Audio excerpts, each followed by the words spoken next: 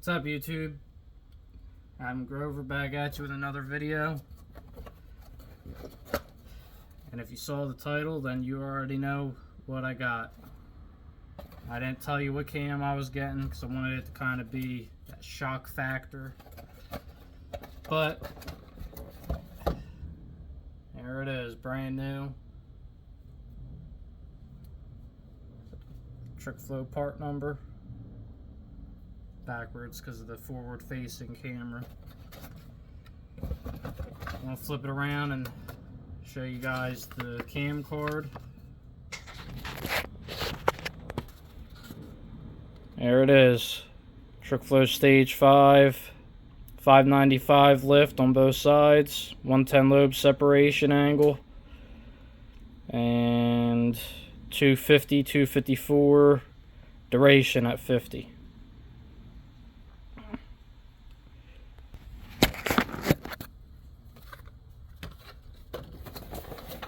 And I ordered this from TRE. About 400 bucks, brand new. So we're going to throw this thing in and try to make it fit stock bottom end. One of two things is going to happen. We're going to be successful and make it fit, or I'm going to drill through the piston and find out that it is impossible to make this fit with a stock bottom end 302. It comes with dowel pins, two different sizes like most cams when you order for a small block Ford. Comes with a short one and a long one. The long one's usually for when you have the the fuel pump drive that goes on the cam, which I'll be using for the time being. And it comes with the cam card. No instructions. It doesn't tell you how to install it or nothing. They probably figure if you're using a cam at this size that you don't need any of that. So that's the cam. I also got some other goodies that came in. I guess I'll start by showing for the heads, the instruction manual. Ed sent me this stuff at Curtis. Pretty cool. And then along with that are my valves and the valve spring kit. Now I boxed all this together just to condense down. This was all in separate boxes when he sent it. So the valve spring kit is from Dark Side Racing, Flowtech Induction, Ed Curtis. Dual valve springs. This is the instruction manual for these. It's a whole kit, so it comes with the dual valve springs. It comes with the valve spring cups that go on the heads. It comes with the locks and valve seals. And these are the good blue valve seals. And then it also comes with the retainers. This stuff actually, for not being titanium, it's actually pretty light. It's way lighter than stock. So that was a good thing to feel, because I'm not adding a ton of valve train weight. Although titanium, this would be like nothing. This whole bag would feel probably like two of these, because titanium stuff's just so light. So it could get better, and with using titanium, these springs would have a little bit higher of a seat pressure, from what I recall. It's easier on the springs, you don't have as much weight hanging on it. So titanium stuff does help, but I don't have titanium budget. This stuff was already expensive enough. And also got our 160 valves from Rev. He's a Rev dealer. So I ordered all this stuff through Flowtech Inductions, Ed Curtis. He also makes custom cams and stuff. So pretty decent guy to deal with. Straight up, no nonsense. So it's been a pretty good buying experience from him, so I will say that. So now we have pretty much everything for the heads. So total with the heads, the intake valves, the exhaust valves, the spring kit, a little over $1,000. And that's not mentioning guide plates, rocker arm studs, all that. So probably going to be right around, I'm going to say, like what the SVE heads probably cost, right around $1,300. Maybe, depending if I need a valve job, maybe $1,500. I got to see if I need any type of machinery done to the heads with the valve seals and everything else. Hopefully we don't really need any machining. We want to try to kind of lap the valves in and make sure they seal. That way I don't have to get a valve job to try to save some money. Kind of not the right way of doing it, but if I get a good pattern on the valves, then I'll be content.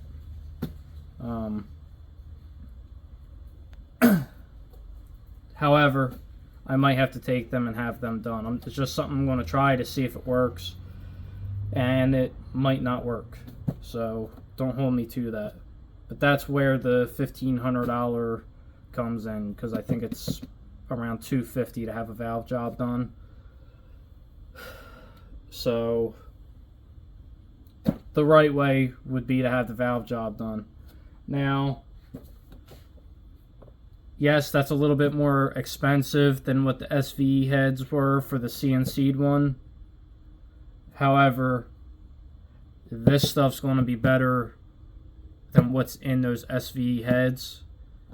The valves here, the springs, all that stuff is going to be a notch or two above what comes with those SVE heads. Those SVE heads are a decent deal. You got to think $1,300, and then whatever work you're going to do to them after. They do come with 600 lift springs. How strong they are, I don't know.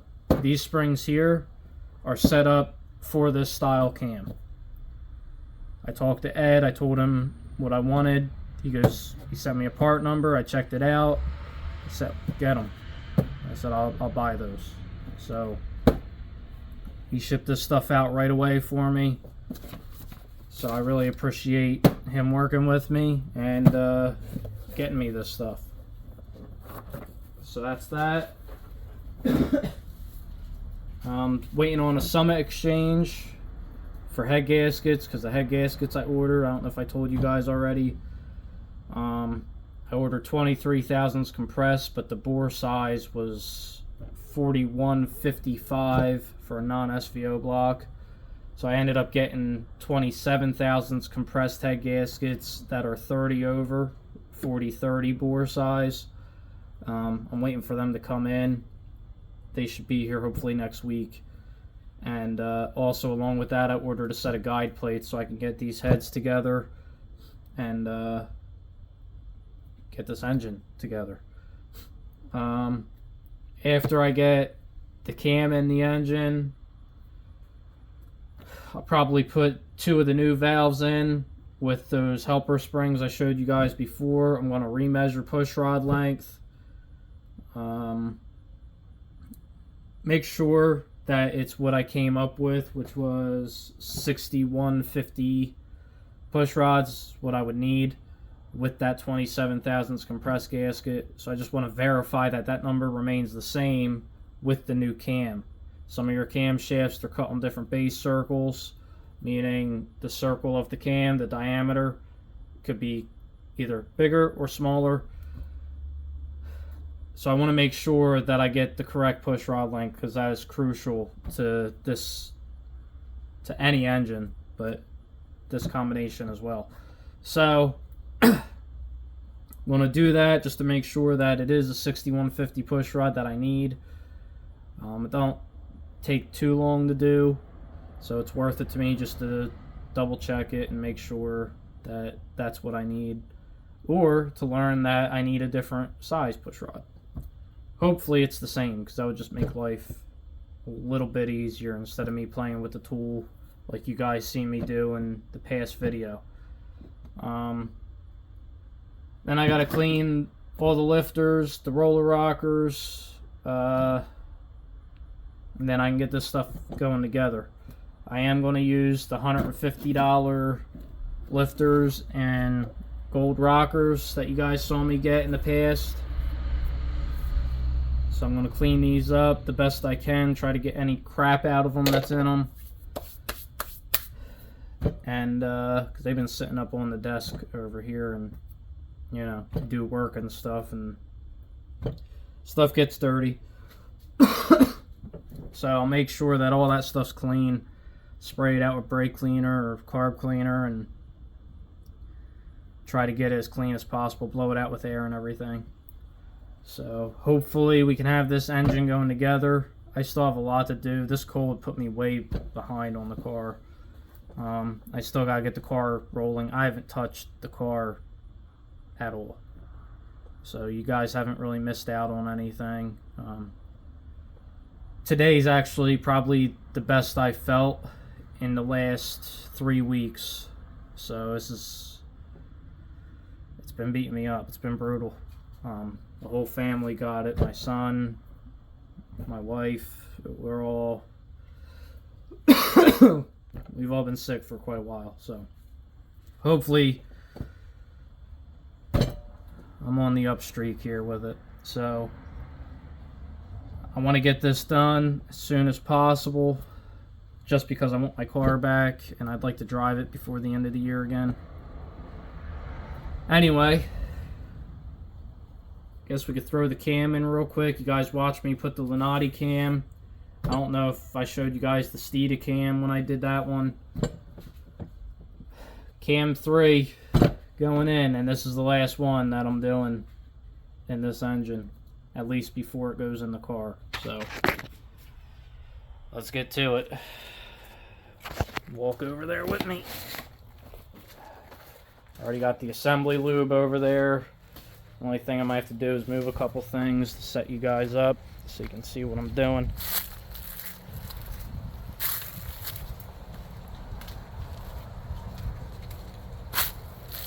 Ouch.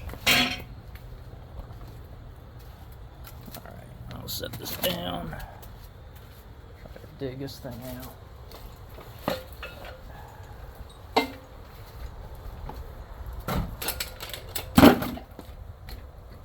As I knock everything over. Alright, let's around and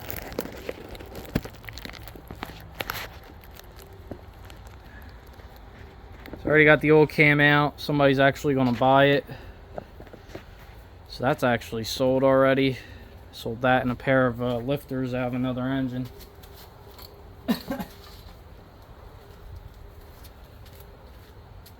Hopefully you guys can see this pretty good.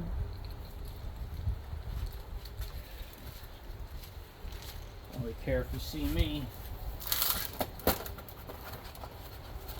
302 is the star of the show. And the cam. This little engine's not going to know what hit it. So again, we're going to put some, you can use gear oil, which is what I usually use for this.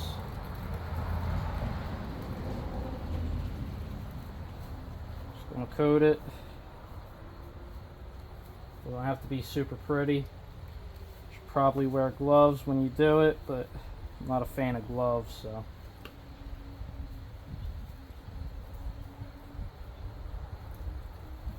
Just gonna coat the whole thing. Usually what I do is I'll actually put a drain pan down and I'll just pour gear oil all over it. Just stinks. Stuff doesn't really smell. I think it actually has a sweet smell, if I remember right. Use Marvel Mystery Oil even, or any kind of oil, engine oil. I'm just using assembly lube because I have it here and it's pretty slippery stuff. So just carefully slide it in so you don't nick any bearings. And let it rest right there.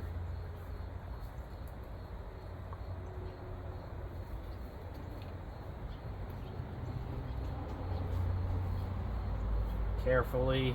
I don't want to move that cam around too much, just being shoved in there like that.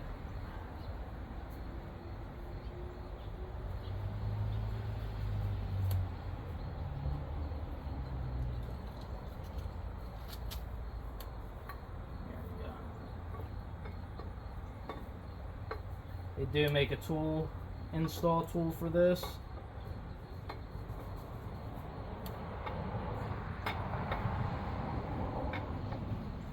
Nice, but not necessarily needed. A buddy of mine actually made one out of wood. Pretty clever idea, pretty neat. I've never had a problem doing it this way, so this is the way I do it. What I do is take the camshaft bolt,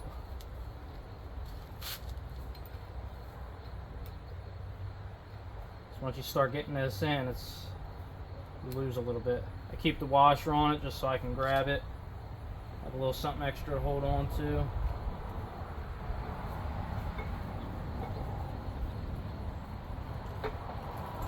Man, that thing wanted to go right in. I don't think I ever had a cam go in that easy. Might be a good sign, guys.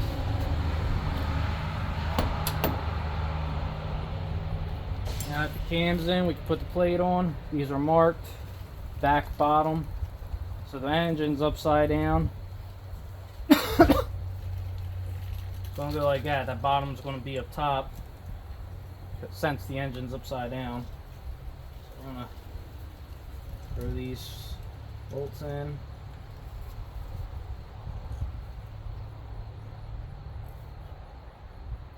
I'm not going to tighten that up just yet because I do want to knock that dowel pin in for the timing chain.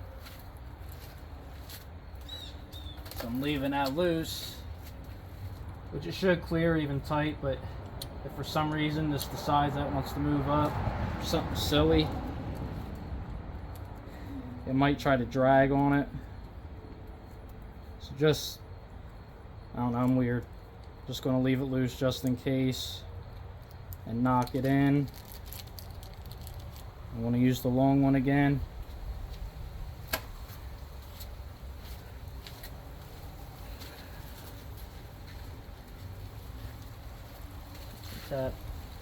Put that right in there, put right in. Now we can tighten this up.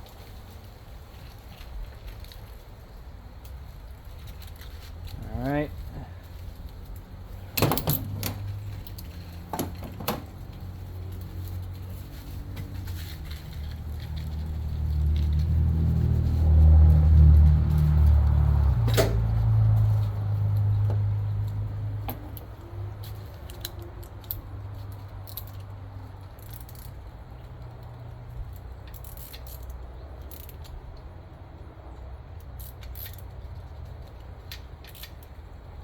Use red thread lock on those if you wanted to.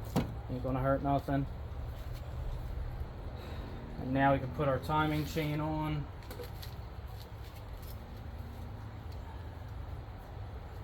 This engine has to be spun over to do that.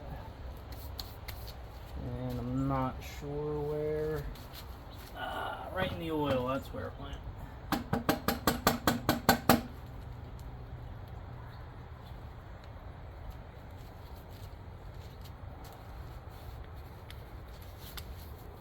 That off.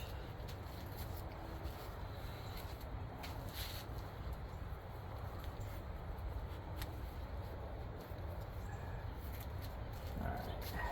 Now we just gotta get the socket.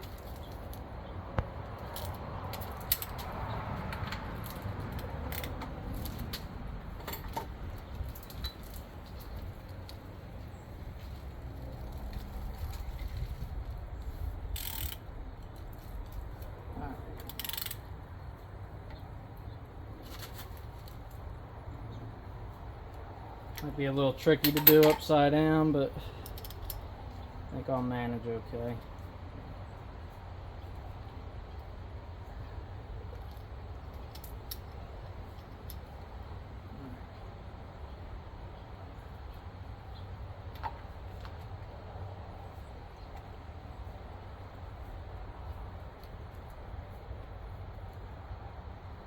And we just got to tap it on.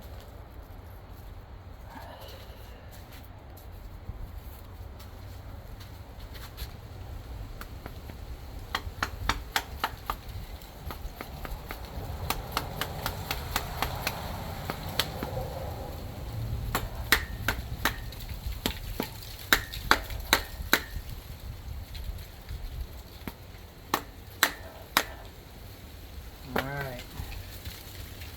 I already see a problem. That dowel pin's not long enough.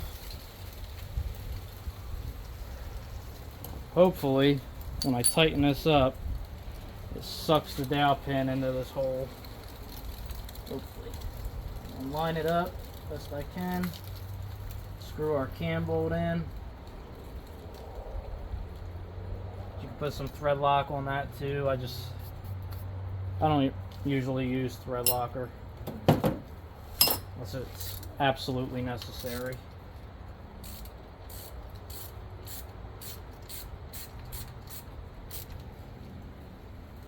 Alright, and it did. It sucked it in, so that's good. I'm just going to make sure that this is tight.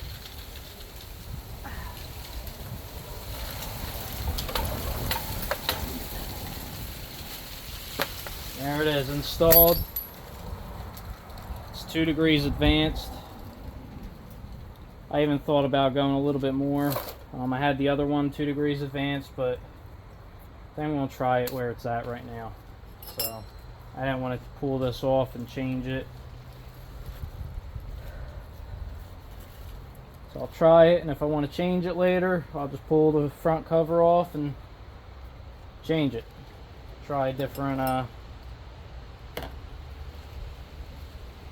cam timing. There it is, Trickflow Stage 5 and a stock bottom end 302 installed. Now we just gotta make it fit.